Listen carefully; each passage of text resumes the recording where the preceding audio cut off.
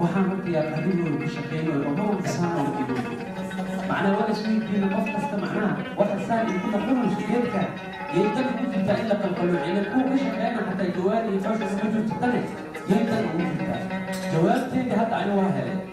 dadkii Yusuf lala fadhiisiyay